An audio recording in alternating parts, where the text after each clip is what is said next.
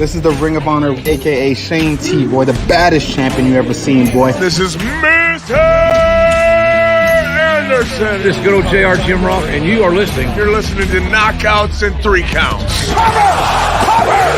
We got a new world champion! That might be one of the craziest knockouts I've ever seen in my life. Knockouts in 3 Counts is the podcast, baby! It's the real deal, baby! Knockouts in 3 Counts starts now.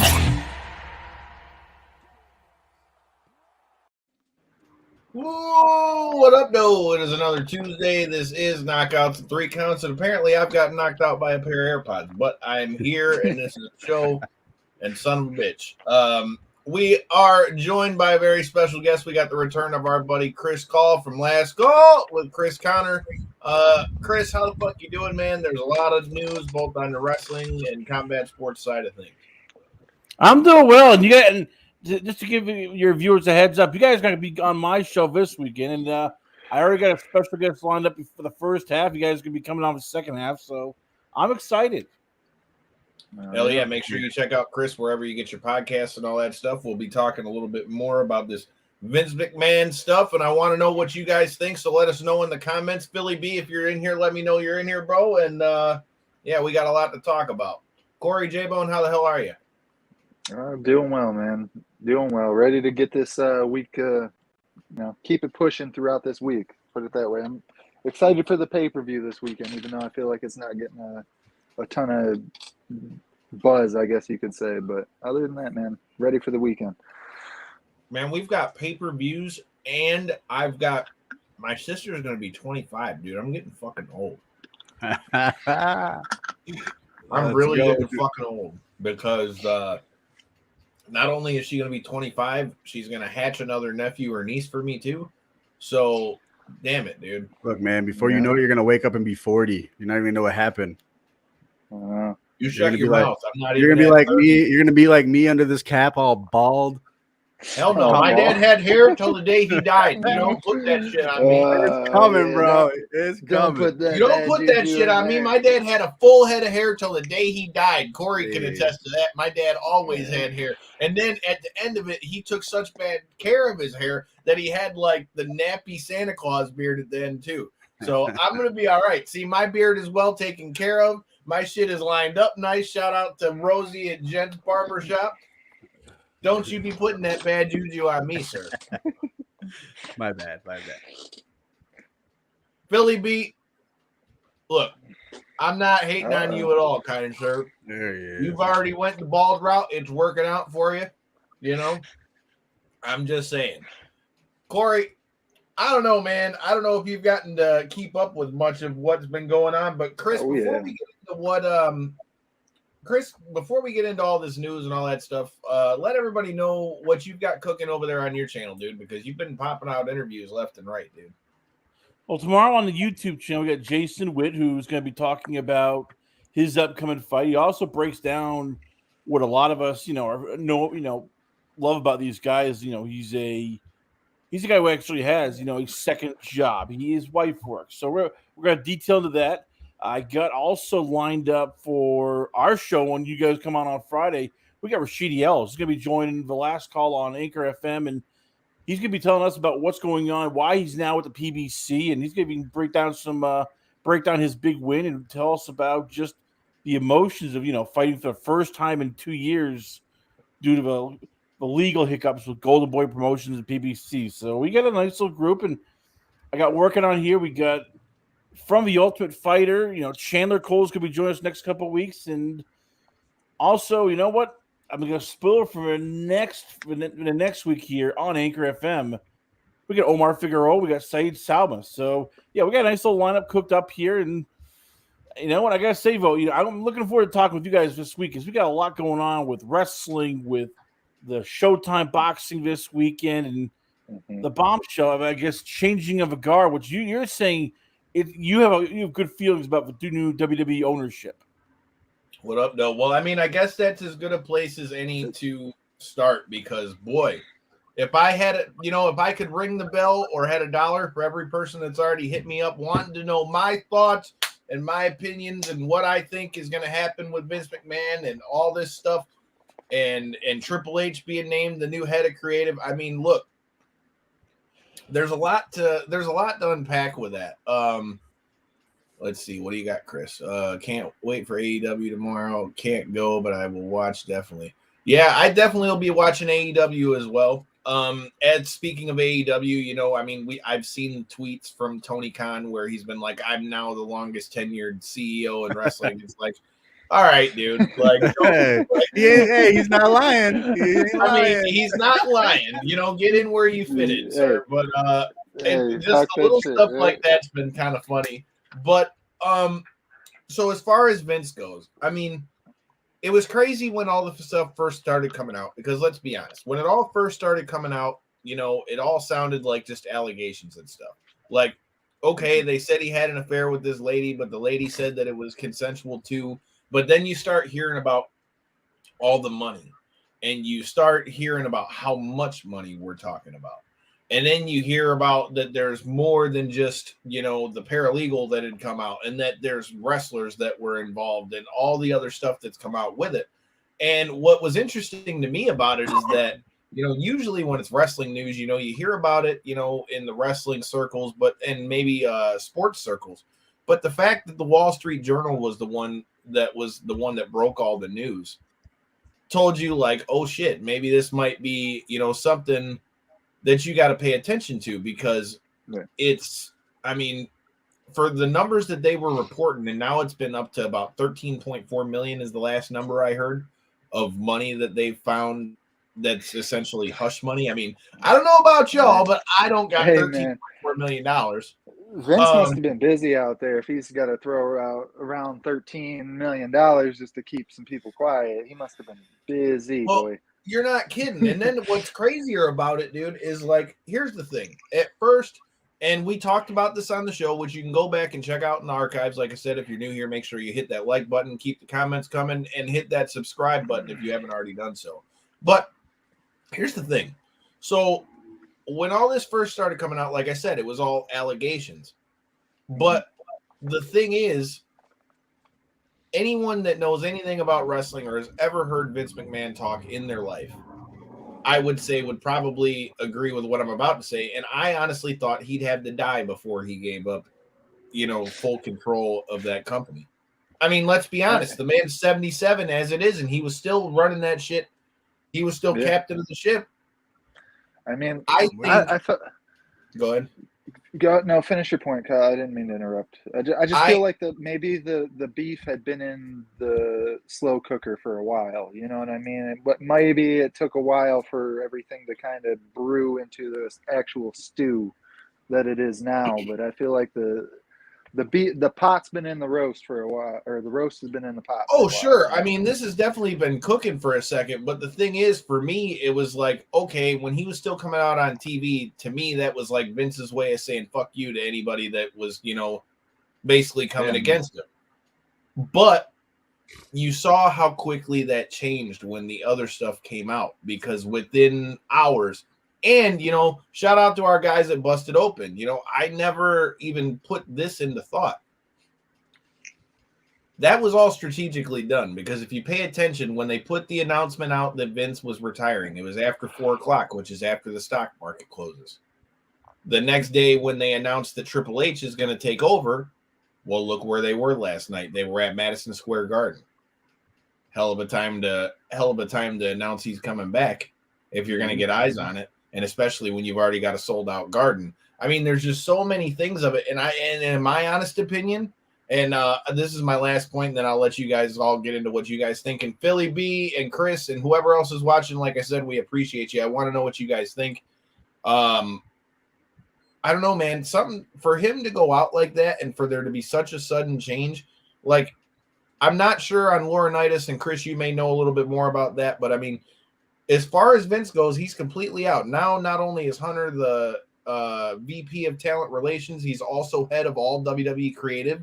When, let's not forget, this is the same Triple H that was at the helm of NXT Black and Gold, which many of us said was the best wrestling product that was out. But let's face it, they still lost AEW. which is why Vince came in. You had the giant overhaul of NXT. In a year's time, we've come full circle, and now not only is he back in control of NXT, he's got control of all the creative. So there's a lot of factors to go into this. Chris, since you're our special guest, I'd love to know what your thoughts are off of this whole thing with Vince. I mean, look, it got to the point where he had to go. I mean, when they're talking $16 million in non-disclosure payments that, this is, if this wasn't, it's not like a wrestler lawsuit got, forced him out. It wasn't like, a former coworker, lawsuit forced him out. These were lawsuits from investors. So that part's clear. He's gone. I don't think you can bring him back because it's the stock of a company. I don't think he wants to jeopardize ruining this baby, which is his. The one thing which he truly loves, which is the company. I don't think he's going to risk that. Now, how much will change, we'll find out. I mean, you hear conflicting reports saying, well, they're going to do new things in SummerSlam. They might, but they're going to, still cling to certain things. I think it's going to be one of those where it'll be small changes, not a complete overhaul, because look, they're still a publicly traded company and they don't want to, ruin the stock. I mean, you have people in this company, Nick Khan, Steph McMahon, who are going, all right, we want to be bigger. We want, to get more money. And with, TV deals coming up in 2024 with Fox, with a lot of things going on here, I think we'll see more positive changes, but I think it's still going to be in terms of like the main stuff, probably a lot status quo, because for now you want to make sure, okay, yeah, Vince is gone, but the ship is fine. Everything's good. It's, business as usual. So I could completely agree with that. The only thing I would add to that is you mentioned the stock, and that's another point I want to bring up.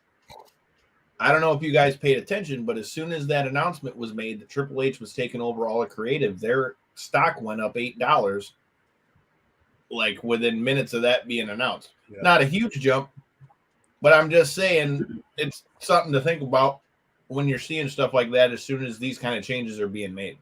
Yeah, not a huge jump, but nonetheless a jump, right? I mean, look, like Chris said, man, you really got to keep it slow and steady right now. You don't want to make too many major moves because then we're just adding more logs on the fire, right? Vince did it the right way, dude. He got out early enough before he got into like any real trouble that was going to bring down the company. He, like we said, where there's smoke, there's fire, dude. And business-wise, they did it the best way they could. For us, wrestling-wise, I'm curious to see what's going to happen. Like Chris said, I don't think there's going to be any major changes in the near future, but we might notice a few things here and there, just a couple different things. But it's going to take a while before Triple H really gets to implement his new quote-unquote game plan. You see what I did there?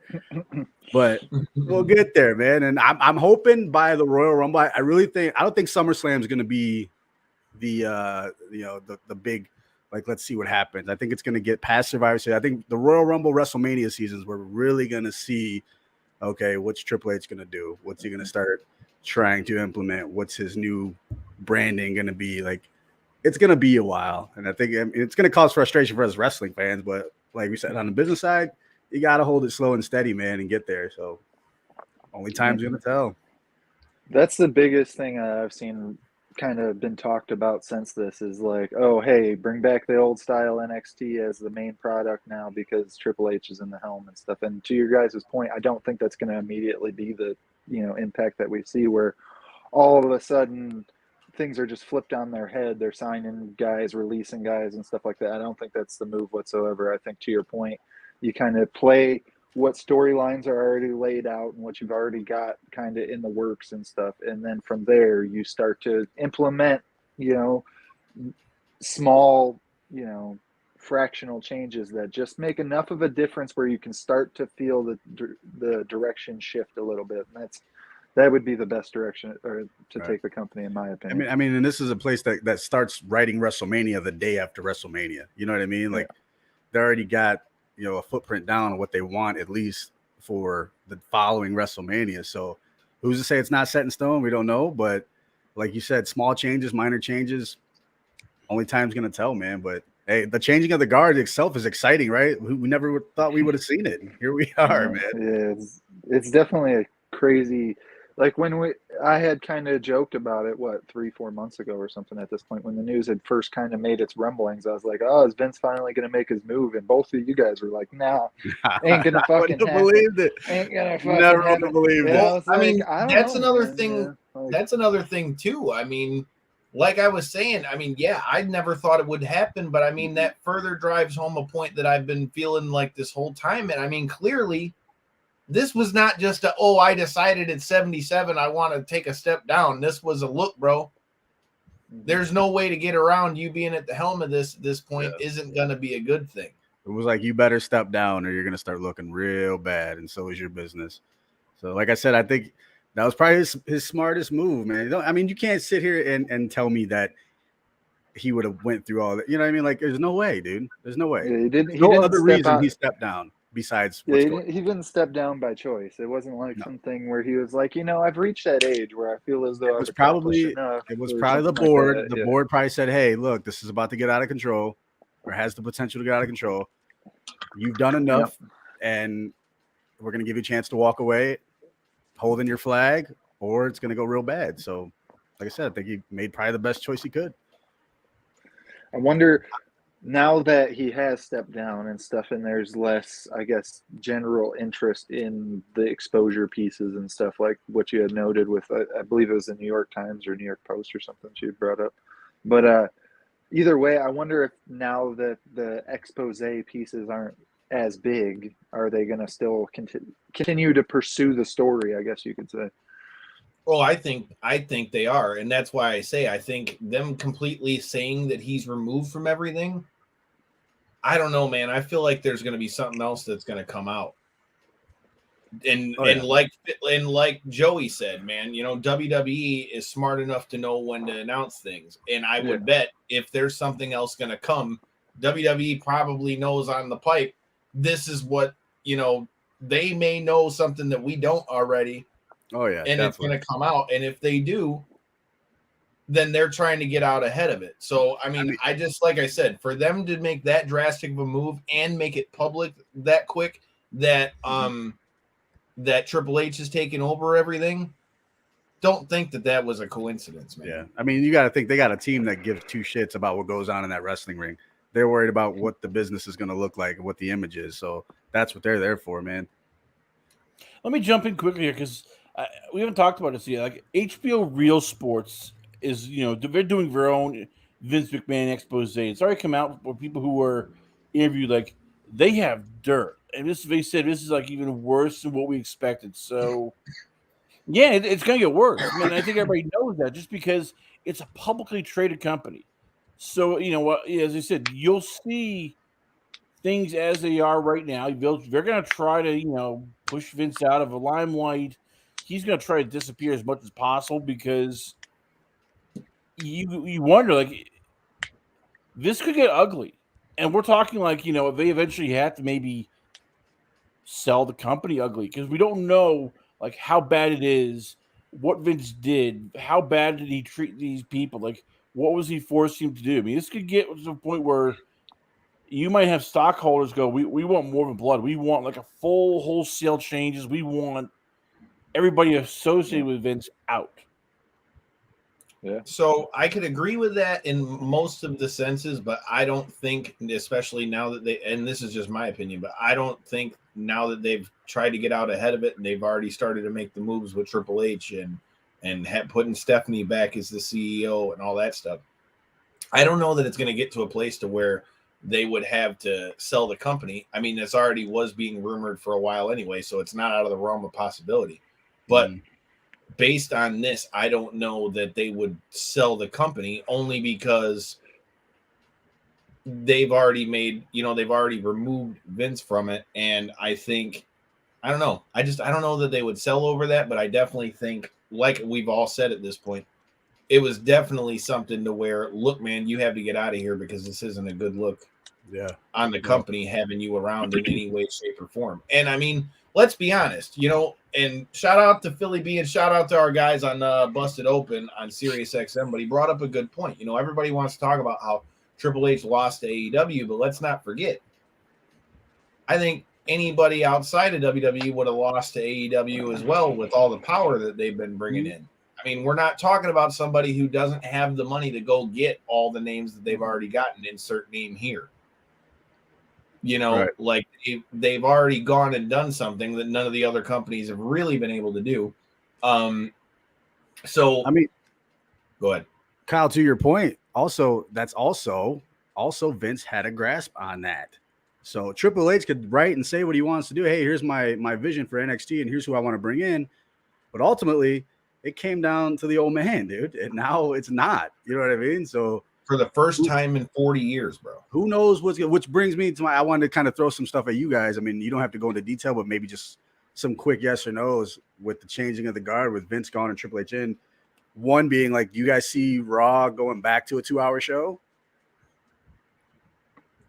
No, because I think, as I said, that's just too. That was a damn good line, Brock. You're not wrong. I mean, this is like these are we're talking like huge changes that involve contracts, that involve like the networks, renegotiating here. They're not going to give up extra time. That's just, if anything, though, I think you might start seeing like, okay, younger talent. You might start seeing older guys get phased out more. I mean, Vince loves keeping the older guys around. If you're Triple H, you gotta look and go, all right, well, I gotta start, using some of this younger talent. I can't just, keep riding the wheel with 44-year-old Rey Mysterio, 46-year-old Bobby Lashley, 40-year-old Sheamus. Like, eventually, you got to get younger. So that's what we're gonna see. The new Triple H thing. Like, okay, will he give more of these younger guys a chance? Will he, start pushing younger talent rather than just the old stalwarts? But contracts, stuff like that, they're not touching that. That's money, and nobody here wants to just give up money over in Titan Sports. Mm-hmm. So here's my thought on it. I definitely agree with Chris on it. I don't think by any means we're going to get, less time, because especially with the deals that are signed. But I will say, to Chris's point, one of the first things that I thought about is it's going to be really interesting to see, now that Triple H is the head of creative, are we going to see a lot of names come back? Like, I don't know, Johnny Gargano, they've never announced where he went. Like you mentioned Tommaso Ciampa. I think with due time, I believe we're probably going to see Ciampa in a lot better spotlight than we've seen him in quite a long time with Triple H at the helm, because we know how much Triple H liked Tommaso Ciampa. I mean, the same thing for me kind of goes with I think a lot of those, at least what's left of the guys and girls that they had for NXT Black and Gold, I think you'll see a different thing for them. And we'll see real quick, because you very well might have had guys and girls that maybe Triple H thought were good, but maybe Vince looked at him and just didn't see it. And if Vince looks at him and doesn't see it, it doesn't matter. So I feel like now that we've got like a fresh set of eyes on things, I think you can see a lot of changes as far as to the roles that people are in. But let's also not, and I agree with your guys' sentiments as well. I also think before we're really going to see what Triple H is going to be able to do, I think we're going to have to give it a good 6 months before you can really do it. I didn't really expect a whole lot right before SummerSlam, because you've already got your main event is already booked. You got essentially the co-main event with the tag team match with Jeff Jarrett in the middle, on there too. Like, you've already got the card booked and promoted. So I didn't see a lot of changes there. But what we see going into that next pay-per-view, though, that could be interesting. Although I gotta say, it's funny to me that, I know they probably booked these like a year in advance, but how do they keep going head to head against the UFC? Well, in fairness, the UFC is like weekend events, so you will eventually have to go up against them. But they never really ran Saturdays like that, though. Once again, that goes back to Disney going, all right, we want content, give us content. And they're getting content. So yeah, this is going to be the future, and I think Vince, Dana, Triple H, we all understood there will be days where we step on your toes. It's just the price. It's the price of doing business. Yeah. I don't think it's such a big deal. I think there's definitely a huge crossover in audiences, but I feel like either way, the fans are usually a more heavy hardcore fan of one or the other, so the other one they can always tune back on. You know, it. I feel like the running head to head thing, when you're talking pay per views and stuff like that, that's where things start to get dicey. That's where things definitely start to get dicey, is when you're talking about, going head to head against one of their, featured events and stuff. That's where you're really grabbing for straws. I mean, why even, to your point, why have a competition over one night, especially when you can, either way from an organizational point, move your event over, just move it around a little bit to make accommodations, it seems like. Well, the other interesting thing with this too is it's like you also got to wonder if any of that had to do with that same weekend. Next weekend, you got Ric Flair's last match and the badass card that's going to be on it, and it's the night after SummerSlam. So I wonder if that had, because I mean, you also got to think Jeff Jarrett is the referee in that match at SummerSlam, but he's also in Ric Flair's last match facing off with Ric Flair and Andrade on Sunday, even though he's working for WWE. True. So, I mean, that's something you got to take into effect as well. Not necessarily Jeff Jarrett, I'm saying, but the fact that you already know in the wrestling sphere of things, if SummerSlam is the biggest thing that weekend, the next biggest is unarguably probably going to be, Ric Flair's last match and everything that's associated with that and StarCast and all those things. So, I don't know. It's really... There's so many pieces to all this whole deal, dude. It's so much. Kyle, I want to go back to a point that you made earlier, though, man, about people coming back and bringing people in. Do you think that now that Vince is gone, potentially, maybe, do we see Sasha Banks and Naomi back anytime soon? I mean, I would think that they would have to at some point because, I mean, let's face it. I mean, they've never officially, I mean, yeah, they said they're off the roster on the website, but I mean, they've never officially released them. And I mean, if anyone could book them the way that they feel they should be booked, I mean, Triple H did wonders with both of whom, or not Naomi as much, but definitely Sasha in NXT. So I wouldn't be shocked to see him do that. But like we talked about before with Sasha, I mean, she's making that Mandalorian money out here right now. I don't think she's too hard pressed for WWE. I mean, when I heard some crazy ass number, I thought she was charging people $30,000 for non-wrestling. 30 grand, dude. Like, let me tell you, if she's getting people to sign her up for $30,000 appearances, I would say she's probably going to be all right. And then my last question about people coming back. What about The Fiend? That's very possible too. I mean, he's never said that he was gone either. But if they're gonna do that, man, I mean, with what we keep seeing with Alexa Bliss with the damn doll, even though they don't acknowledge Bray Wyatt or the Fiend or any of that shit anymore, like, I don't think it would be a bad idea at all. But I just want to know why the fuck she's still carrying the doll. But I would love to see Bray Wyatt back. I mean, I definitely don't think it's out of the realm of possibility because we all know that Triple H loves to tell stories and all that kind of stuff. So, I mean, he would be the perfect one to really give the Fiend, the character, time to like marinate, and they wouldn't. And I just don't see Triple H hot-shotting it and then doing what the fuck we saw in Hell in a Cell, where Seth Rollins essentially killed the son of a bitch and then he got right back up. So, I mean, like I said, I think with Triple H in the helm, it definitely is a better spot for Bray Wyatt, but only time will tell if he's going to come back to WWE. What do you think, Chris? I don't expect to see a lot of these guys come back. I mean, look, this is an old roster. I mean, I keep telling, and I discussed that with Duke Loves Wrestling. You can follow him on Twitter and discuss with you guys. It's an old roster. You got to start getting younger talent. And, how much longer, we talked about the Fiend, and, you want to have him back, but Bray Wyatt's not spring chicken. And it comes with a lot of money. And if you're trying to, get younger talent, you got to figure out, okay, well, When do we start doing that? And I mean, as I said, you can't look at what Triple H did at NXT. That was developmental. He now has to figure out, what am I going to do in the future? Because I can't keep bringing Brock Lesnar back. Eventually, he will get tired of doing this, and he'll retire. I can't keep running a lot of these people, through the mill, because the older they get, the more they want to spend time with kids, or they want to get into acting. So he's got to figure out, okay, do I start pilfering guys from AEW? MJF wants to come here. Wardlow will be a free agent in 2024.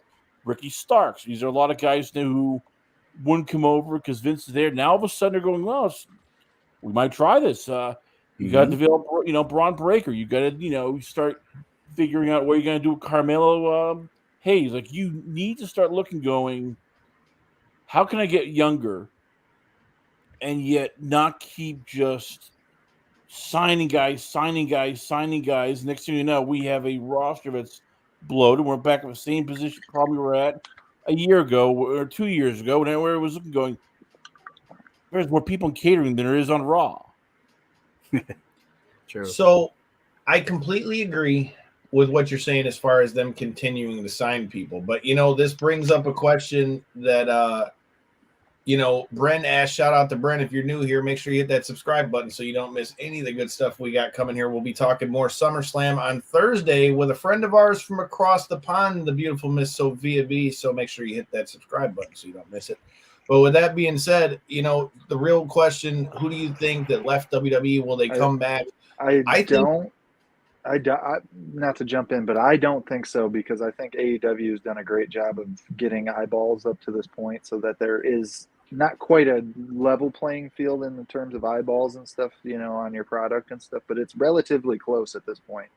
And to the point where if you're starting to garner success and had already left the company, because even if your sole reason was because you just hated the way Vince treated you or the direction he was trying to take your career or whatever the case be, I feel like if you're already having enough success where they would want you back, you're already having success, and clearly I would imagine would be happier. So why would you want to just to say that you're in the big organization again? I don't know. Here's the problem with AEW that nobody talks about. Look, recently the news, you saw Samantha Bee get canceled from TBS. And now, look, Samantha Bee's not even the same show. It's a whole different thing, but it got good ratings. And I keep telling people, Discovery's not married to AEW. Discovery doesn't care about pro wrestling. They're trying to free up money. In 2024, a lot of things come up the books. You have the NBA, TV contract. They're going to want a raise in pay. You got college basketball. And with everybody going after sports, they're going to want a big bump. You have a lot of college football stuff, like the Big Ten deals up for renegotiation, SEC's up for renegotiation, Big 12. There's a lot of AEW guys, you got to look and go, okay, what happens if we don't get brought back to TNT? What happens if they say we're just shrinking the budget? At least in WWE, they have money.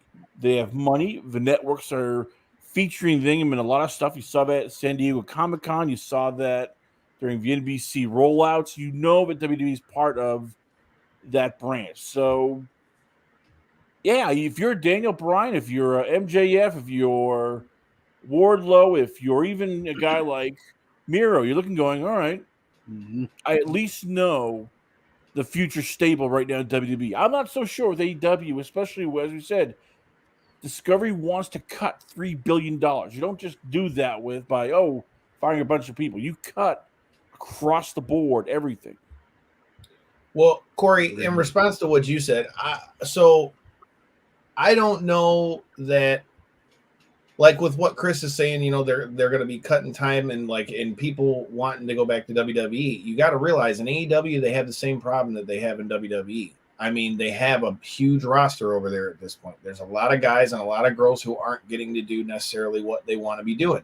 I mean, case in point, which I'm sure we'll talk about in a little bit, it's been let out that Jonathan Gresham, who was the Ring of Honor champion, you saw he lost at Ring of Honor Death Before Dishonor, and now it comes out that him and Tony Khan got in a custom match, and he wants a release from Ring of Honor and AEW.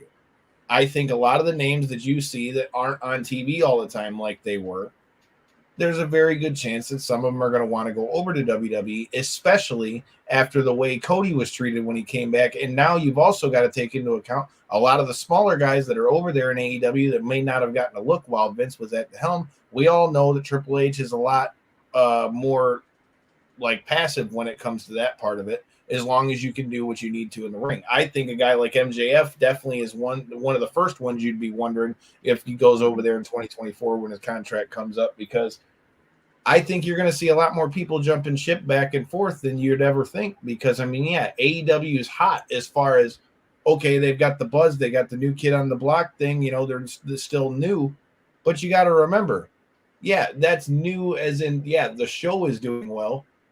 But if you're not one of those people that's on TV every week, which not everybody can be on TV every week, then yeah, you're with them. But what are you doing other than wrestling in AEW Dark or something like that? Yeah.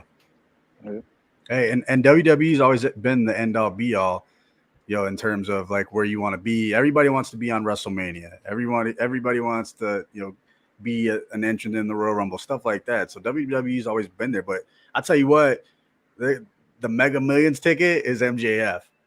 If you land that dude, especially in a TV 14 rating and a guy like Triple H at the helm, let's not forget Triple H was one of the guys in charge of, you know, he was DX. So that guy knows how to push the envelope. You know what I mean? So William Regal, perfect. That would be another guy. That's one guy I was actually going to bring this up. That's one guy I really wish. Like, I love William Regal in AEW right now. Love everything he's doing. But that dude got a bad deal leaving NXT, because for training your guys, I can't think of anybody better than William Regal that you want You're not being in your locker room and showing these guys the quote unquote ropes, man. That dude got a bad deal. It was a bad time for him. The timing on that really sucks. But like I said, he's doing great, whatever. My thought, though, was I think if this all pans out, I think it's going to be Chris Jericho that goes back to WWE and gets a final run towards the end. Totally could see Jericho going over there, because he's never bashed WWE ever. Right. I mean, he may have said a few things, but he's always said he's extremely grateful to them, and that's why you don't really see him, you know, the GOAT, the Tom Brady of wrestling, man. Go back and get you some paper, dude.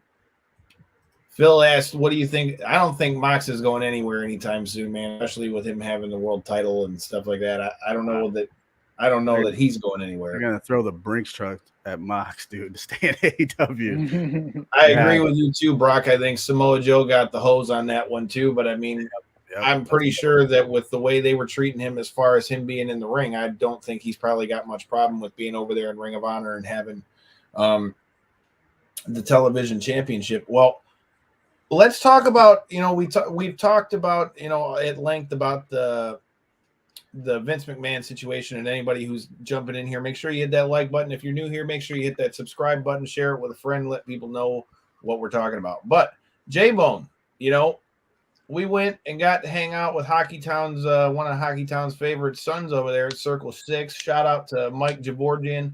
And their first show here was pretty badass, and 2,000 thumbtacks. Was it 2,000 or 200,000? I don't know if it was a typo, but I seen it on Twitter 2 different times. One said 2,000, one said 200,00000. I thought they said 2,000, but regardless, either one 2,000 is a lot of fucking thumbtacks.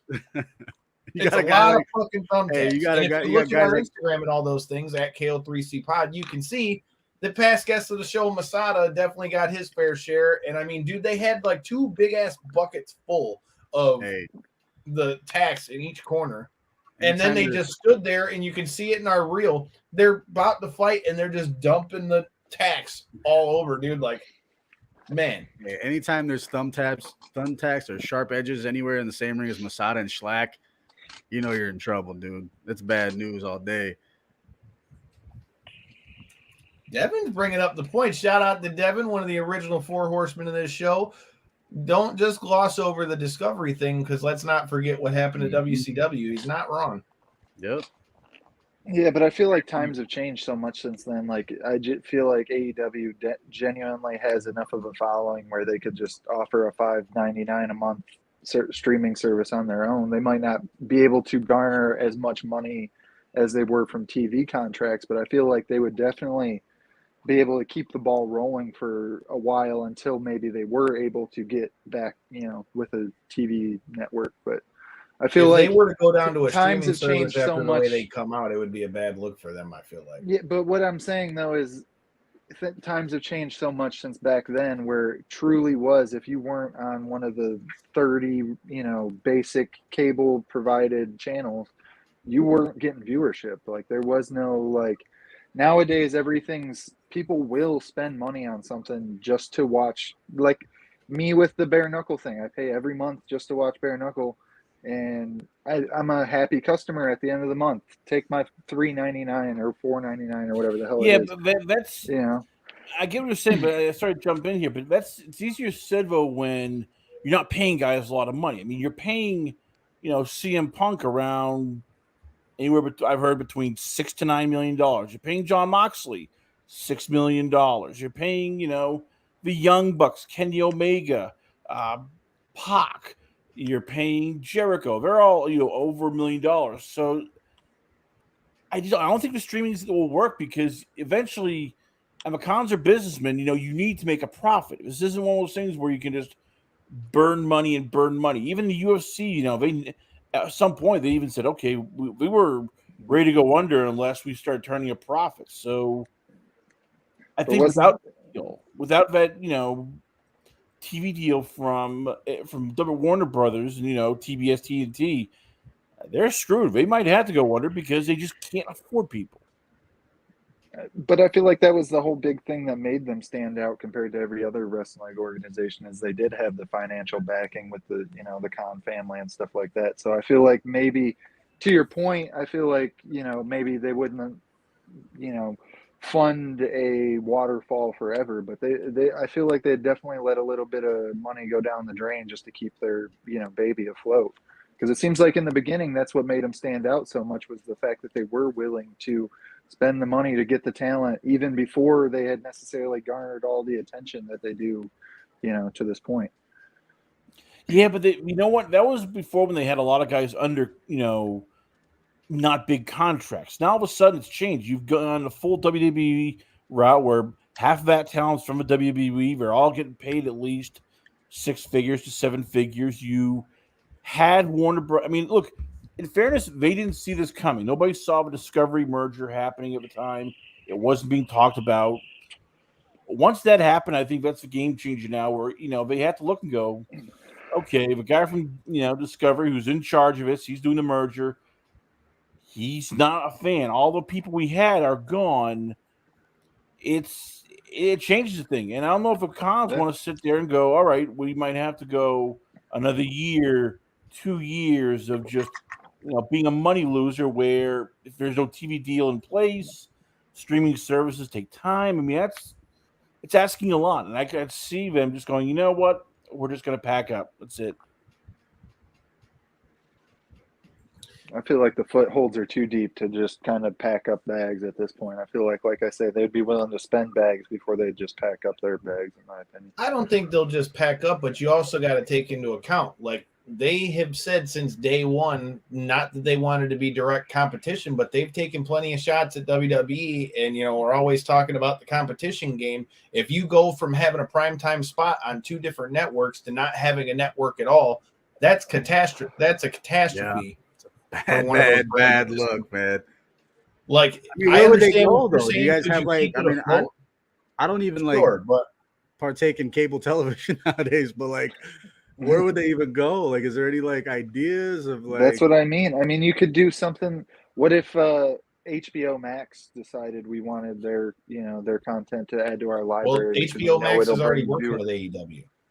Well, okay, so why? So I'm using them as an example, but one of these upbeat, wanting to be high tier level streaming services, I definitely see you see all the time with all types of organizations. I mean, we weren't probably going to bring it up on the show, but ONE FC finally making their move into USA primetime with Amazon. Amazon Video. Now all of a sudden they're in the MMA sphere. There's definitely plays that could be played out now, and I feel like with the streaming services, I I don't think it's a downgrade anymore because I genuinely feel like that's how most people feel, Jordan, is like, I don't keep up with cable. I just watch what I'm interested in while it's on cable. You know what I mean? See, but here's the problem with especially AEW. You mentioned ONE FC. They're a huge brand in Asia. America, not so much, but in Asia, they are big and they make a lot of profits. So for a company like Amazon, which is global, which is getting the American TV rights, they're going, hey, this is a nice little profit. And ONE FC is going, well, we don't need it, but we'll take it. You look around. What or where is pro wrestling on TV outside WWE? It's not a big thing. Advertisers are always kind of scared because you don't know really well. Who do we advertise it for? Will there be blood? Do we have to miss on that? And look, everybody's trying to get something else. They're all these big networks you talk about, the streaming services, they're tied in packages. And if you don't own, if all you're doing is renting rights, but you're not owning it, you're not as attractive. So as I said, if AEW loses that deal, and Warner Brothers and all those players say, yeah, screw it, we're kicking off. They might have to go for either a place like Showtime where money's not there, or they might have to go to a lot cheaper of a network, Tubi, something like that, where they're going to cut salary. They're going to have to, cut costs. And as I said, if you're ever cons and you already have a lot of money tied up in other businesses, do you keep doing this, or are you just going to go, all right, well, it was nice, we tried, but we have like our European soccer team and our NFL teams, which, oh, by the way, they're not doing well. So, yeah, AEW could be in deep trouble. Good point. Great point.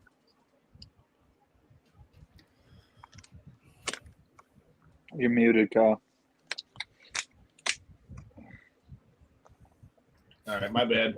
Hit the button. But, yeah, man, I agree with what Chris said, man. I think we're going to have to wait and see, really, to see what happens with that. I personally don't think that AEW is going to go anywhere, but it's definitely something to keep in mind and be thinking of. I don't know, man. I guess the last thing, and we already kind of talked about it as far as Triple H taking over the creative and all that stuff. I saw a lot of people saying they should have came out harder at MSG. I feel like given the situation, I'm not too mad that we didn't get more, but I think that's going to be, again, something that's going to take a little bit of time on that. But, since we're talking about stocks and money and all these things and selling out shows and all that kind of stuff, G3 Payroll's got you for show, because they will get you together for them taxes. Like I said, shout out to the homies Jack and everybody over at G3 Payroll and Tax. You can find their links in the descriptions and all that good stuff. Tell them Knockouts 3 Count sent you. All right. Now that we've been talking a little bit about, wrestling a little bit and what's going on there, again, we'll be live with Sophia V, which I will put the link to her YouTube channel in the description and stuff. She will be live with us, coming all the way from across the pond to talk a little bit of wrestling and talk about SummerSlam and all that kind of stuff. I don't know. It's going to be a fun one. Like I said, we're big fans of our friends across the pond, so make sure you're checking us out this Thursday. And if you're watching SummerSlam, I want to know, are you more excited for that or Ric Flair's last match? Chris, since you're not going to be on here for Thursday with us, what are your thoughts on the whole Ric Flair last match thing? I don't want it to happen. I'm sorry. I mean, we're talking about a guy who's in his 70s, he's had heart trouble. I mean, what happens if he dies? I mean, and I hate to be the one who's just, very cryptic here, but this is Ric Flair, a guy who, oh, by the way, he had, heart surgery a while back. He's 73 years old. He's,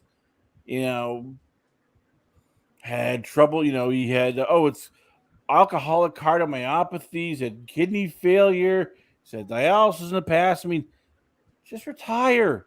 Just come out. You can do like a little parade or something like that. No, why wrestle? Because it just sounds like, okay, he's inviting there to be like that moment, like the wrestler where like, oh crap, did the guy actually die when he jumped off top rope? That could be Ric Flair, and it's scary because you look and go, oh crap, it could actually happen. Yeah, and it really could too. That's when you had noted it, when we had first had our conversation on the show, I was in the same viewpoint. I was like, didn't we already see the last parade, 3-4 times now at this point? Why do we got to keep reasserting him into the ring? He already was doing a great job, in my opinion, still being active by doing his appearances, talking on the mic for 15 minutes or something in front of an active crowd and stuff, and getting the people going, getting the juices going and stuff. But to actually go out there and have another match, I feel like, you guys have both noted the promotion and stuff is, definitely not trying to take advantage of him. But I felt that's what I had immediately felt like, is it's like, it just feels like somebody trying to take advantage of his good name. Well, it's hard. Well, his son-in-law is running the whole thing, so I don't think he's trying to. I don't think he's trying to get over on him. Short and sweet, man. Like we said, play dude, the with best, it being a play the tag greatest team match, it's not one of the. we're gonna be on the edge of our seats the whole match. Like, oh my god, just get through it, type of thing. Like, it's always fun to see him on TV and out there, but man, like, let's just get through it, please, without any hiccups. Dude, I sure hope so. I mean, what do you guys think about the matchup? I mean, I find it, especially with the way everything played out. So it's going to be him and his son-in-law, Andrade, versus Jeff Jarrett and Jay Lethal. Like I said, tag team match, I feel like would be one of the safest ways to get in there. Flair can get in there, strut around, woo a few times, take a backdrop, hit a figure four, and we'll be all right. But even the backdrop is gonna scare me, dude. To be honest. Did you see the video? I think it was on one of those YouTube things that they were doing. Did you see where he was training with Jay Lethal and his watch kept going off?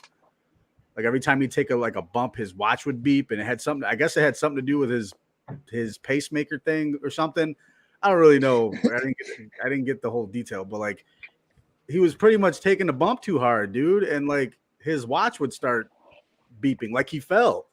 You know what I mean? Like, okay, he's fallen and he needs medical assistance. Does life alert need to be sent out? That might have been what it was. Yeah, but like, dude, he'd take a bump and his watch would just start freaking out on him. It's like, dude, this is very risky. So yeah, like I said, let's just get through this, man. Hopefully it's not too long. I'm with you, dude. Like I said, I hope that this scratches the itch for him. I actually am really looking forward to seeing the card because, I mean, they put together a hell of a card around this. Like, see, Devin beat me to it. The match card looks great. Like I said, I am definitely interested in seeing this for all the matches that are around it. I mean, Josh Alexander, who we just saw at Circle 6, thank God his neck wasn't broke. Dude, tell me you didn't cringe when you saw that power bomb. I did. I definitely did. It's one of those ones you put your hands up like, oh, okay. Yeah, that was one of those where you hide your face because it was scary. But, dude, he got up like a tank, and, boy, was he pissed off. But you got him on the card. There's going to be, I mean, literally from top to bottom, that Ric Flair's last match card is going to be badass. Devin, since you're in here, bro, we ought to link up for that thing on Sunday, bro. I'm just saying. I will have the podcast juice, a.k.a. alcohol, ready for you. Just saying. But I'm looking forward to podcast juice myself. Hey, shout out to Jackson Stone, little lightning lemonade. Little lightning lemonade, if you will. Hell yeah. Shout out to the Shogun. We'll definitely have to bring him back. But yeah, it's gonna be interesting to see how that all plays out, dude. I'm really looking forward to seeing how everything plays out, and with WWE more so what happens after SummerSlam. But I just hope that everything goes off without a hitch. I hope Flair can, have his last moment, have everything go well, and that be the end of it. Because, I don't think we need to see any more of Flair after this match. But like I said, regardless, he's going to go down as many people's greatest of all time. I don't think there's much left to be said there. All right. Well, now that we're switching over to the combat sports side of things, I need a breaking news button because Matt Frendo's out here dropping bombshells that Lights Out will be returning September 17th and November. It's September 17th and November. I will tell you the dates right here in a second. So make sure you're watching those. You never know who might be flapping his gums cage side. Let's see. What did he say? I just shared it out. There you go. Yeah, September 17th and November 12th. They're going to be coming at us from Hype Athletics Recreation Center in Dearborn Heights. So it's right in our backyard. Okay. It looks like we've lost Chris here. He's got the Chandler Cole thing coming up. He's got to head out. That's hilarious that's the event that turned out to be or the venue that turned out to be, because I drive past there all the time in my work areas, and I've always wondered what the hell do they do at the Hype Recreational Center. Well, I guess I'm fitting to find out here. I know all the time. Yeah. So, yeah, it'll be interesting to see that. Shout out to Matt Frendo and Lights Out. Shout out to Chris Connor for joining us. He's getting ready to go interview Chandler Cole from The Ultimate Fighter, so make sure you check out his YouTube channel and all that good stuff. Well, like I said, J-Bone, we had a pretty crazy night at Circle 6 on Friday. You know, D-Mac was getting the crowd hype with D-Mac's getting the crowd hype with Midwest Scum, and Zicky Dice is pissing off fans out here in Detroit, selling his grinders from the merch else, dude. I don't know. When you go to one of these shows and you're like, hey, you're gonna see Zicky Dice, like, how do you even explain that? This dude is like outlandish. It's outlandish. Didn't you know? You just tell him it's gonna be outlandish. It's like one of those things like, I can't tell you much, bro. Just watch. It's Zicky Dice, you know. Hey, man, I can always love Zicky Dice. So he got down. It was good to see D-Mac out there. I mean, you had Josh Alexander, you had the Rascals, Zach Wentz, and Trey Miguel on there.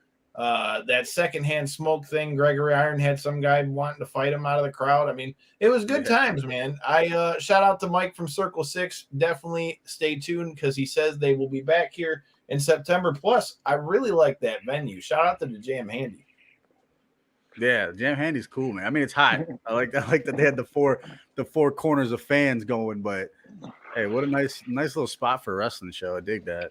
Can I just add something to like the fan etiquette after we were there on Friday? Like, ladies, I don't know if this is like a trend thing, but boy, I looked up into the balcony and all I saw was pregnant belly, to the point where me and the Dread Queen Holly were sitting there. I'm like, did you double take it that too? She was like, yeah, I had to look to see if I thought I saw that too. That poor lady. That poor lady was pregnant and hot, and it was probably 105 degrees. If she's pregnant enough for you to see the baby and it's a hot place, ooh man, she's in that bitch miserable. And she said that's why I said she had to be somebody's girlfriend or something. It was crazy, but like I said, man, it was something else, dude. Hey, so I guess since we're jumping over to the MMA side of things, I didn't get to see Bellator, so Corey, I'll leave that to you. I didn't get to see that one. As always, Bellator coming in swinging with everything in their card except for the main event. The main event was such a huge letdown. It was honestly, it's got to be in my top 3 boringest fights I've watched so far this year. I mean, Douglas Lima tried to do a couple things, and Jason Jackson or Jesse Jackson, I forget. I think it was Jason Jackson. He wanted nothing to do with the stand-up. He got hit like once or twice and just immediately just took him down. Didn't do anything with the position. Didn't really try to even advance position, let alone throw strikes from the position. I'm surprised we didn't see some more referee standing them boys up in that fight. But the rest of the card was pretty great, honestly. There was a big surprise in the co-main event. Sidney Outlaw got beat by what I can't think of his name at the moment, but by Can you say it? Because I can't say it. I have it up, but I can't say it. Read it off to me. Tofik Musayev. Mosayev. Yeah. Tofik Mosayev. Yeah, I believe it was. I believe it was, but yeah.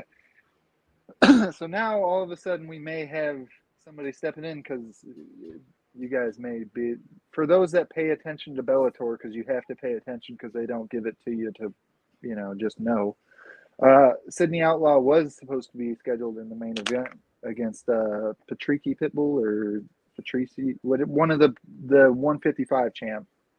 and he ended up injured. So this was a late-minute replacement because he still wanted to stay active. So very interesting kind of shakeup in the 155 division with the new Bellator signing beating the number one contender of sorts. But other than that, man, honestly, Bellator as usual.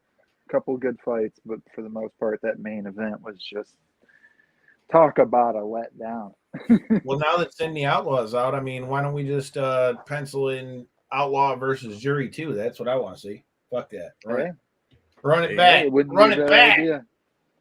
I wasn't familiar with many of the names on the card, but I did see Nurmagomedov. I'm like, this one's over, right? That's he ran through him, as you might imagine. He ran through him. We don't even gotta. Let's just get through that one.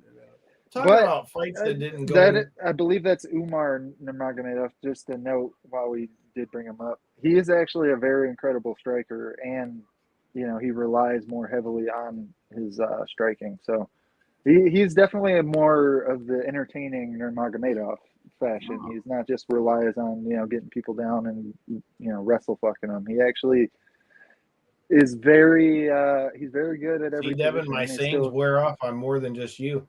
He definitely is somebody to watch out for in the Bellator 155 division. I actually feel like he's made more of a mark, towards that top level of the Bellator 155 than Tafik is just by defeating Sydney Outlaw. So I don't know, 150, like I say, 155 over in Bellator is looking a little more interesting. Like I say, I didn't get to check out those ones, but I usually enjoy the Bellator fights whenever I can catch them. But like I said, I was all over the place. Shout out to our good buddy D-Mac, Darren McCarty, doing his thing out there at Circle 6, man. It was good times. We watched some people get fucked up, and like I said, good times with D-Mac. Shout out to him for putting us together with Mikey G of Circle 6. If they are in your area, you need to check them out.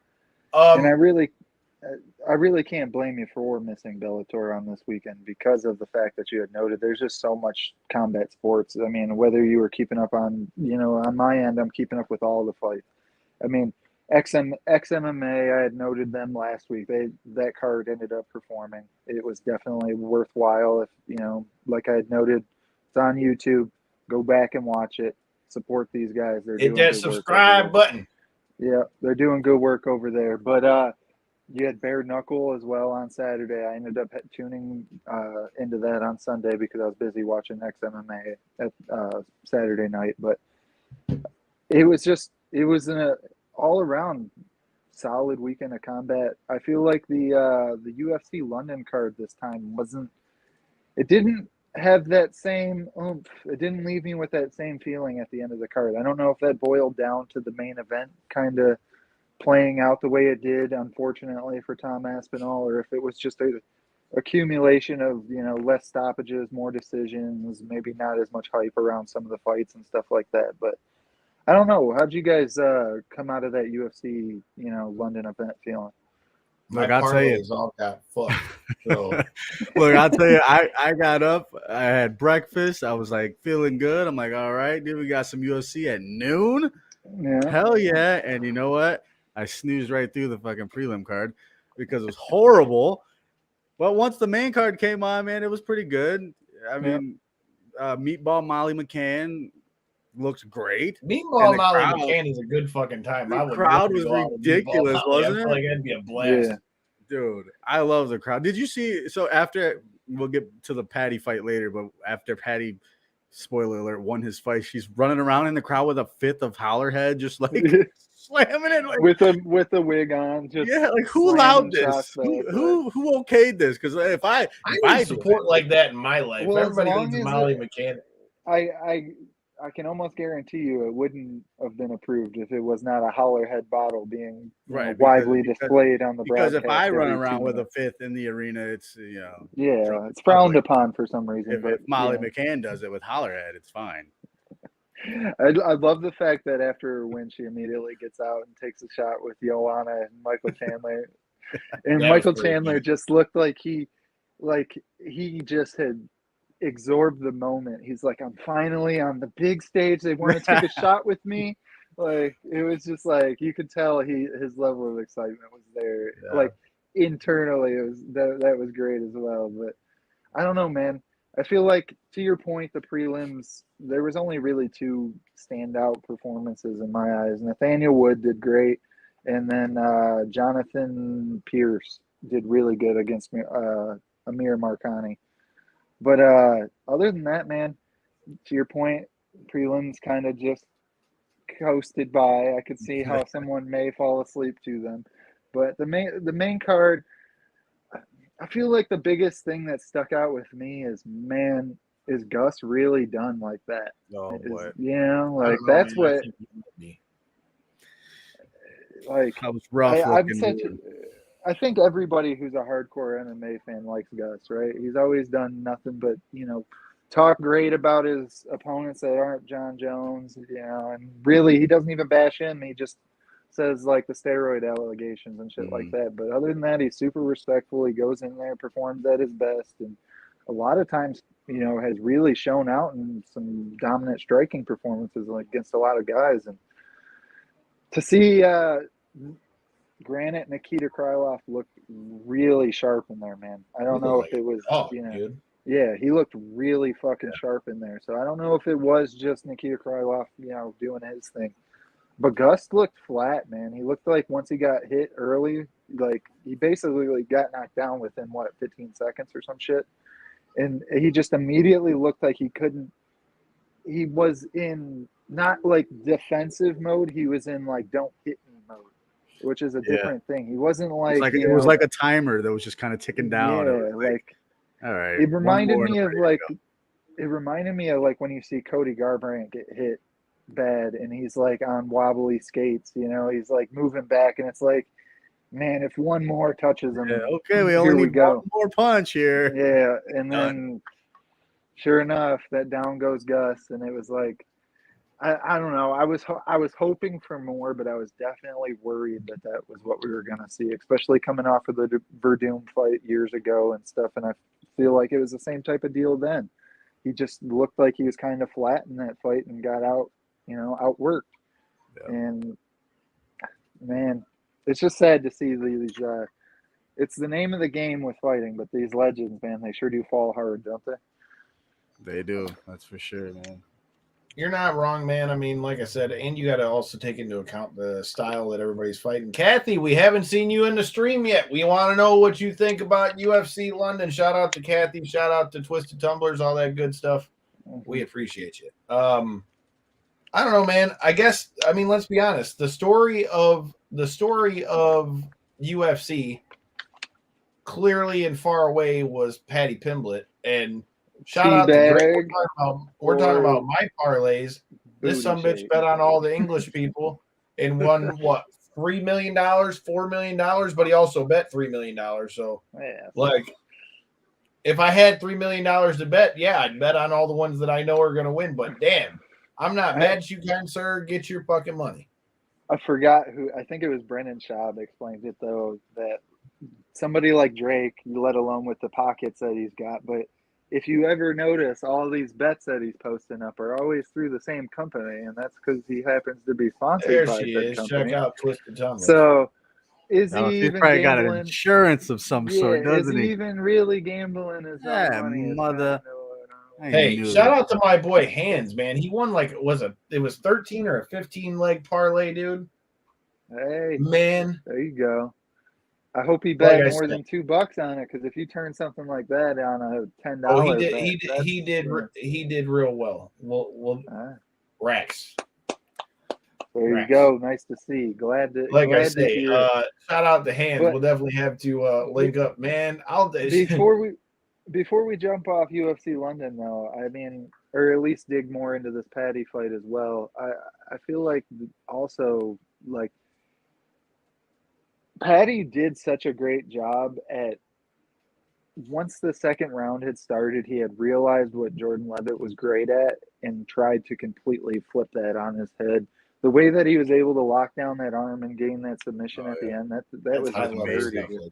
Yeah, that was just, and you could tell Jordan Levitt was doing everything he could to try to fight it, and you could see it in his eyes when he realized, like, fuck, this choke's too deep, my arm's trapped, I can't pull it out with my other arm. Here we are. It's game over. Like, you could see it when it like the realization had hit him, and it was just, I mean, I genuinely, after the way that first round had played out, I had seen the judges' scorecards and stuff after the fact, and they had scored it for Patty, but I genuinely thought Jordan Levitt won that first round. He was looking like the more dominant fighter, and for Patty to turn that situation around completely on its head and just go out in that second round and just put it on him, there's definitely bright things in at least his next fight if he's able to get through that. But, you know, definitely a bright future ahead for Patty. What do you think is next for him? It's hard to say, right? Like, do they keep doing the route that they have been doing, where it's like tough matchups, but it's just steadily progressing, or do they do where they're on the new style Sean O'Malley, where all of a sudden he beat somebody and now he's going to fight 11, and then he's going to fight, you know, like, I think there's favorable matchups in the rankings for him, you know, against, you know, maybe some older contenders and stuff that he could beat. But I don't know, man. I genuinely don't know. I've heard rumblings this week that, oh, he's main event ready and stuff like that. And I don't necessarily think, I think popularity wise he is, but I don't think UFC skill competition wise he is. And I feel like that first round showcased why you don't necessarily want to skyrocket him into the rankings at this moment. I feel like it is a better move to keep putting him against these tough level competition guys, but maybe more winnable fights to continue to, you know, build up the skills needed to really contend at the top of the end of the division. Yeah, man, it's going to be interesting to see. But I mean, if nothing else, there's one thing that's clear, that Patty is clearly going to be a star for the UFC for some time to come. I don't know what we can really say about the main event other than that really sucks for Tom Aspinall. And really I guess, where do you guys see Curtis Blades going after this? Real quick, I want to note, because I thought it was an interesting point that I had seen on Twitter. Somebody had noted that, how come when Conor McGregor snaps his leg, it's a doctor stoppage, not a knockout, and everybody else that gets beat by injury, basically, it's considered a knockout? I find that kind of interesting as well. But does it depend on the time of the fight, the length of the fight, though? I mean, that one was only 15 seconds, and it wasn't a strike against Aspinall. It was, if anything, you could say maybe it was when he threw a kick on Aspinall. So that was 15 seconds in. Like, let's say if it was like a minute or two in and the same thing happened, would it be considered? I think it's still the same thing. I think it's still the same thing, because look at the Yair fight last week. I mean, that one to me was more decisive because he had a grasp on the arm when it you know, dislocated. So I feel like you could kind of rule that as a submission, but even that one, they ruled it as a TKO. And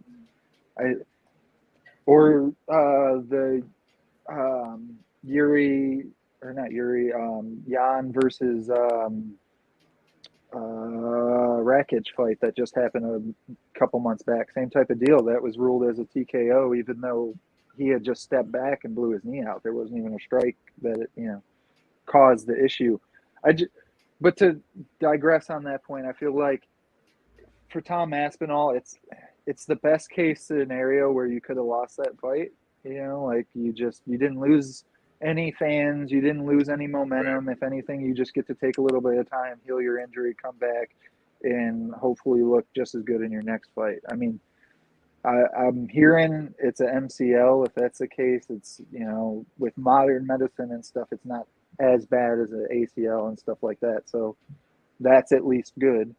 But either way, man, it just sucks. It's just such a letdown. And then, like I say, with the Yair Brian Ortega thing just a couple weeks back, or a week back at this point, it seems like we keep having this string of, you know, unfortunate letdowns in these, you know, high tier matchups and stuff. The matchups that actually get the people excited and stuff. You know, we keep getting these letdowns, like the Sean O'Malley eye poke thing, same type of deal. You know, it's like, Yeah. We just keep Corey, getting. did you really not pay attention that much when we were in school? They got a whole book series about this kind of thing. A series of unfortunate events. Come on, man. What the fuck? Yeah, you ain't kidding. Like literally, that's what it seems like as the last couple months. It's just been a series of unfortunate events, and you're not wrong. But I feel like for Aspinall, I feel like it's not the end of the world. It's really not. Oh He no, I didn't don't think lose. so at He all. I'm didn't. just saying, It's not like where do you think he comes back once he comes back? Like, is he going to have to fight his way to getting back where he was? I think he'll come back and get a favorable matchup, maybe against whoever the loser is of this Gan to Avasa fight, or somewhere along those lines, where it's still the upper end of the heavyweight division. Because I feel like he didn't really lose.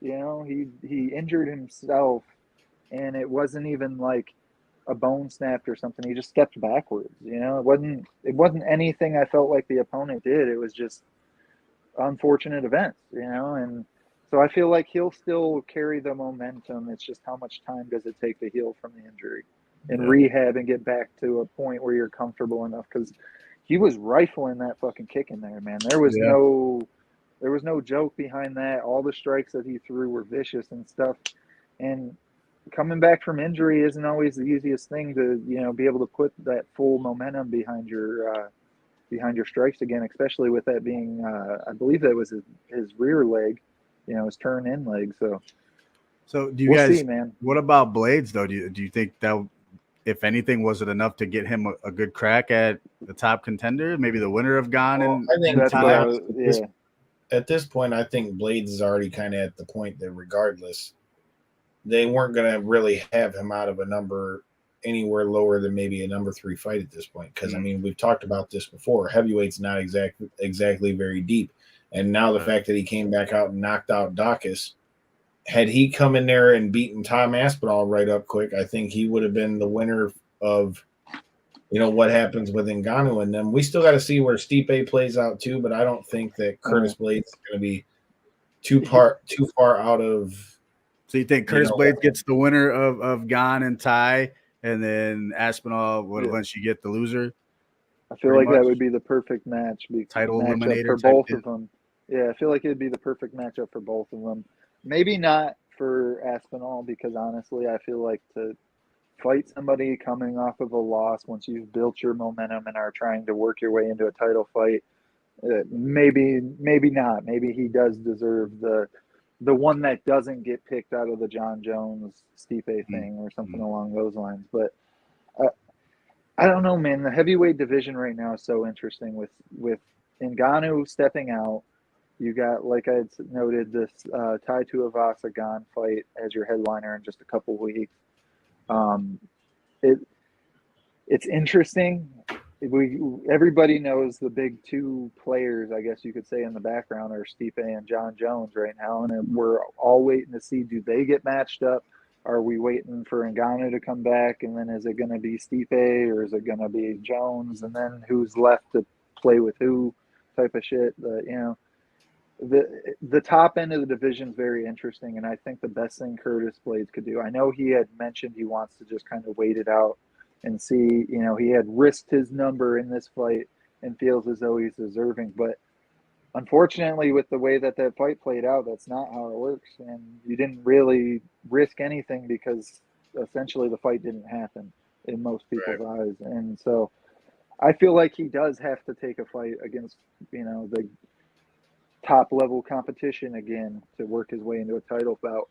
And Curtis Blades is such an interesting prospect contender in the division already, because he's only got 3 losses, and 2 of them are to the current champ and one of them's to Derek Lewis. So it's, you know, it's like, I don't know, man. He's great. He's a great heavyweight and he's still fairly young, but is he truly the champion? I mean, Derek Lewis is still sitting there at like what, number 5, something like that. Yeah, I mean, and he fights this weekend as well. So yeah. So I mean, but I guess I feel like it plays out, but yeah, I feel like also though, since that fight, knocking out Curtis Blades, that's when we've seen him kind of take a slide as well. So I don't know, man. I feel like Curtis Blade still has definitely some steps that need to be taken before he's, arguing for the next title bout, in my opinion. All right. Well, the other thing on the docket was BKFC. They had a shit ton of fights. Some bare ones. And at the end of that, for the main event, we now have a new champion. Reggie Barnett fucking came out and put it on, boy. I know. I was genuinely surprised, man. I thought, I believe it was Gotti, right? Gotti's the other guy's name. Yeah.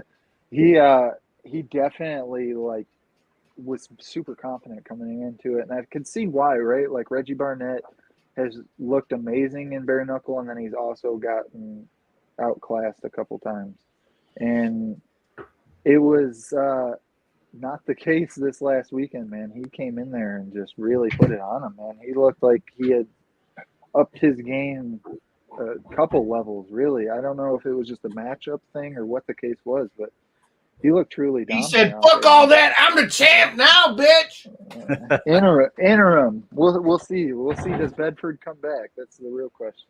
Well, he's got a strap around his waist now. So for right now, until Bedford brings his ass back, he took the belt off him, man. He straight up beat him. So yeah. I mean, shout out to Reggie Barnett. I'm looking forward to seeing what's her name? Taylor Starling and Christine Ferreira. Good Lord, why did I not spit that out? I'm looking forward to seeing that fight. That's going to be a good one to see. Then you've also got Platinum Perry versus MVP. I'm very excited for that one. I ain't even going to bullshit you. I'm excited. I want to see, how does that fight play out? Does MVP, is he able to control range with bare knuckles and not allow Perry to, do the clinch work and stuff? Because I feel like if this fight does end up in that dirty bare knuckle style, punch him up in the clinch, man, I feel like MVP could be in trouble, so I don't know. It's such an interesting matchup, right? Like the sizes are so different, the styles are so different. They're both stand-up fighters, but other than that, one's completely reliant on his power, and the other one's completely reliant on being a sniper with his quickness. So it's I'm very interested in the matchmaking. I truly like the matchmaking for BKFC here. I mean, I think it's going to be a dope fight. It's just going to be a matter. I'll tell you the truth. I just very much dislike MVP. So I'm not gonna lie. I'm not gonna sugarcoat it, dude. Never liked the guy. So hopefully Platinum White Perry just goes out there and takes him out. Let's go. It'd be so interesting, right? Like, I mean, I feel like MVP was maybe a little more highly regarded before. I was going to say MVP's got way more to lose in this one, because think about this. He's never really been touched like that in Bellator, and if he goes over there bare knuckle and gets his ass whooped, well. I know.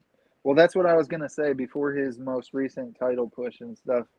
MVP was, regarded as the best striker in Bellator and stuff like that, and was just going out there and starching everybody and stuff. I feel like Bellator definitely, it's an interesting move on MVP's part, because if I'm not mistaken, Bellator doesn't really have much say-so. They can, they just, it's in the contract. You're allowed to compete in not directly MMA, but, other combat sports. So it's an interesting move here on MVP's part to say, yeah, I'd love to make that payday and go in here and try to take out Perry. I mean, like I said, I respect it. I'm looking forward to that one. Wembley Arena. You also got Paige Van Zant on that card too. It's going to be a fun one to watch, dude. I mean, there was so much shit going on this last weekend. Like I said, if you guys are just tuning in or catch this on the podcast platform or however you catch it, make sure you hit subscribe and leave us a review, which I greatly appreciate. But, like I said, we're going to talk a lot more about SummerSlam and Ric Flair's last match and all that kind of stuff on Thursday with Sophia V. And check her out on Twitch and all that stuff, man. She's had some pretty dope ass guests. Like I said, I'm looking forward to chatting it up with her from across the pond and seeing what she's thinking about this weekend. But there was one more big show that we had this past Saturday, J-Bone, and that's Ring of Honor Death Before Dishonor. Now that we are removed from Death Before Dishonor, since we were talking about how somebody might be getting dishonored in this fight, what were your thoughts on Ring of Honor Death Before Dishonor? I thought it was a great showing, but I gotta say, the one thing that jumped out to me right away is it was like AEW was making it clear, like the guys that are with AEW and Ring of Honor are going to be the ones who are getting pushed out here. That's kind of just the vibe I got. Yeah, no, I agree. But my thing, like overall, dude, it was a good show. A lot of good matches on there, but like it was such an AEW presentation. You know what I mean? Like even from the cameras to like the way you're watching it on TV, it was like watching AEW. The same thing. So really nothing stood out like a difference wise. But dude, I'm just gonna tell you straight up, what a banger of a match between the Briscoes and FTR. And that, I don't think anybody expected any less. No, we expected nothing less. Falls too. Dude, and we're just adding fuel to that fire. I'm saying it, and I'm still sticking by it, dude. Dax is the wrestler of the year. There's no way you can change my mind. In the top 2 or 3. You can't change my mind. That is your professional wrestler of the year right now, because every single time that dude steps in the ring, whether it's a singles match or a tag team match, doesn't matter where it's at. It's 5 stars, 6 stars, whatever you want to call it now, whatever the FTR is now. He puts 7 on stars, sir. 7-star FTF, whatever. 10, I don't care. Give them all the stars. Give them all the belts. Just don't They deserve it, man. They deserve it. Hey, man, like I said, that was dope. Claudio finally getting his first world championship off of Jonathan Gresham. That's something I wanted to get your thoughts on. It was dope to see Claudio get the belt, but, man, from what I'm reading, it says that Jonathan Gresham and TK had quite the argument afterwards, and he's asked for his release from Ring of Honor and New Japan. Or not New Japan, Ring of Honor AEW. So it's interesting though, because like I didn't get all the details on, and I'm sure it just comes with creative, right? Probably, and where that belt's at now and what was going to happen, what's going on. But like, you would think that like he's in a good spot, being the title holder. He just lost it. It's not like unless he was being completely pushed out of the picture. That's all I could really see him being upset about. You know what I mean? Because a lot of momentum there. It was just weird altogether when you think about it, because not only that, they had just started hyping up that he was going to be with Tully Blanchard and that group with Brian Cage and all them, and then Prince Nana came out to the ring with him. Yeah. Like, what the hell?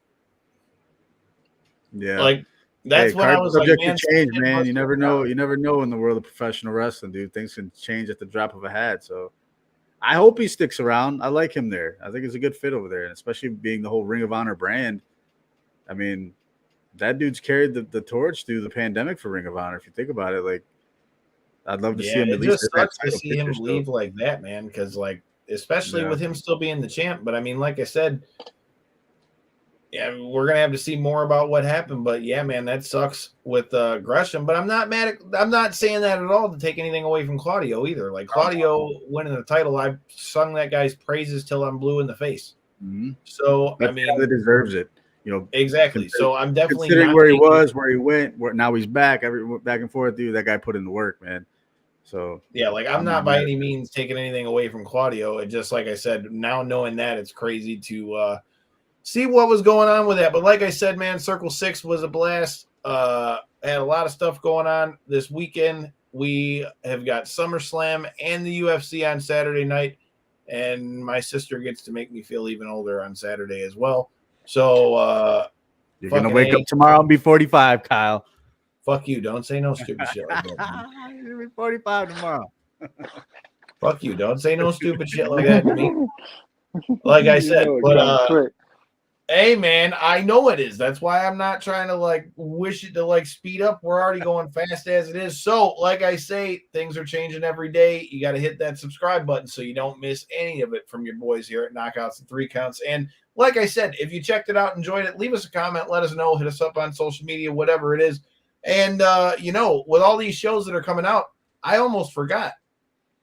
Not only are we going to be on Chris Connor's show, not only is Sophia V from across the pond in the UK joining us, I mean, we're going to go link up with our favorite French-Canadian Frankenstein on Thursday as well, because PCO is coming into town to come fight our boy, the Dread King Logan. So I am probably going to be making an appearance at IWR. If you're going to IWR, definitely come say what's up. In the meantime and in between time, like I said, appreciate y'all checking us out. Until next time, peace.